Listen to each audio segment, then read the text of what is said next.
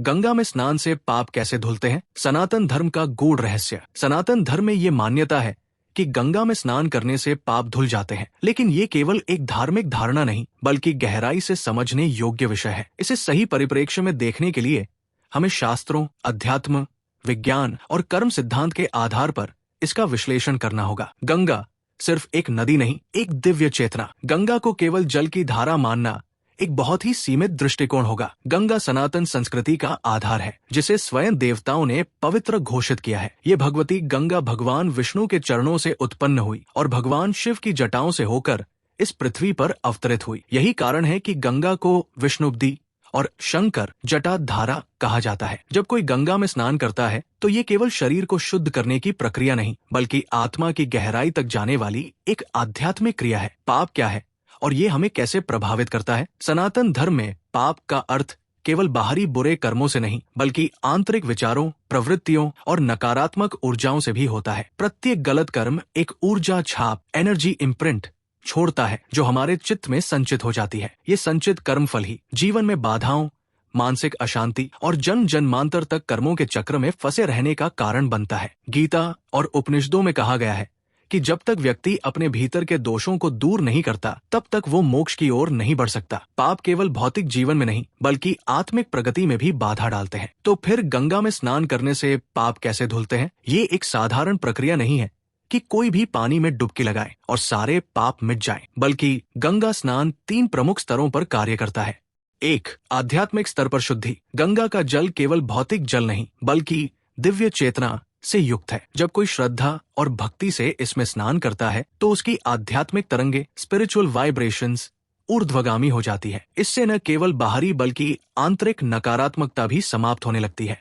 2. मानसिक एवं भावनात्मक स्तर पर प्रभाव। जब कोई व्यक्ति सच्चे हृदय से गंगा स्नान करता है तो उसमें एक नई ऊर्जा उत्पन्न होती है। ये ऊर्जा अवचेतन मन, सबकॉन्शियस माइंड में दबे हुए नकारात्मक भावों को बाहर निकालने में सहायक होती है। गंगा का जल केवल बाहरी जल नहीं बल्कि ये चेतना के स्तर को ऊपर उठाने वाला एक माध्यम है। इस प्रक्रिया में व्यक्ति अहंकार, क्रोध, वासना और लोभ जैसी प्रवृत्तियों से धीरे धीरे मुक्त होने लगता है। सनातन धर्म में बताया गया है कि जब व्यक्ति अपने पापों को स्वीकार करता है, प्रायश्चित करता है और फिर से अच्छे कर्मों की ओर बढ़ने का संकल्प लेता है, तभी गंगा का प्रभाव उसे पूर्ण रूप से शुद्ध करता है। 3. कर्म सिद्धांत और गंगा स्नान का संबंध। सनातन धर्म में कर्म का बहुत बड़ा महत्व है। किसी भी कर्म का परिणाम निश्चित होता है, लेकिन शास्त्रों में कहा गया है कि सद्गुरु का आशीर्वाद, ईश्वर की कृपा और पवित्र स्थानों में साधना करने से कुछ कर्मों का प्रभाव कम हो सकता है। जब व्यक्ति गंगा स्नान करता है तब वो केवल शरीर को धोता नहीं बल्कि अपने भीतर की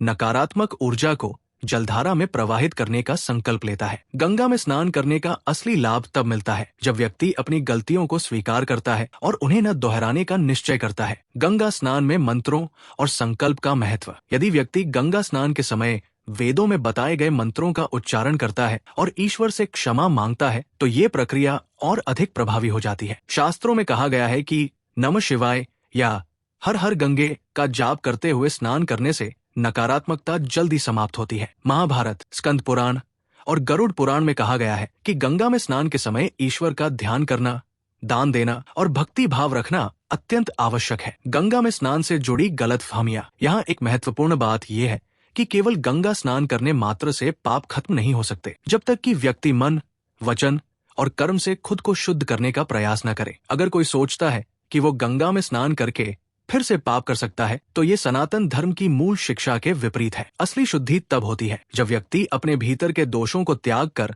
धर्म के मार्ग पर चलता है। श्री कृष्ण ने गीता में भी कहा है कि जो व्यक्ति सच्चे मन से भक्ति करता है वो सभी बंधनों से मुक्त हो सकता है। क्या गंगा स्नान वैज्ञानिक रूप से भी प्रभावी है? आज विज्ञान भी ये मानता है कि गंगा जल में ऐसे प्राकृतिक तत्व और बैक्टीरियोफेज हैं जो जल को शुद्ध रखते हैं। यही कारण है कि गंगा का जल कभी सड़ता नहीं। वैज्ञानिक शोध बताते हैं कि गंगा स्नान करने से शरीर में नई ऊर्जा का संचार होता है, रक्त संचार बेहतर होता है और मानसिक तनाव कम होता है। जब कोई श्रद्धा से गंगा स्नान करता है तो उसका मस्तिष्क भी डोपामिन और सेरोटोनिन हार्मोन रिलीज करता है, जिससे वो मानसिक रूप से हल्का महसूस करता है। निष्कर्ष, गंगा स्नान एक आध्यात्मिक पुनर्जन्म है। गंगा में स्नान केवल एक धार्मिक परंपरा नहीं बल्कि एक आध्यात्मिक प्रक्रिया है जिसमें व्यक्ति अपने भीतर के दोषों को धोने का अवसर प्राप्त करता है। ये केवल बाहरी जल से नहाने की क्रिया नहीं, बल्कि मन, आत्मा और विचारों को निर्मल करने की साधना है। असली शुद्धि तब होती है जब व्यक्ति श्रद्धा, भक्ति और प्रायश्चित के साथ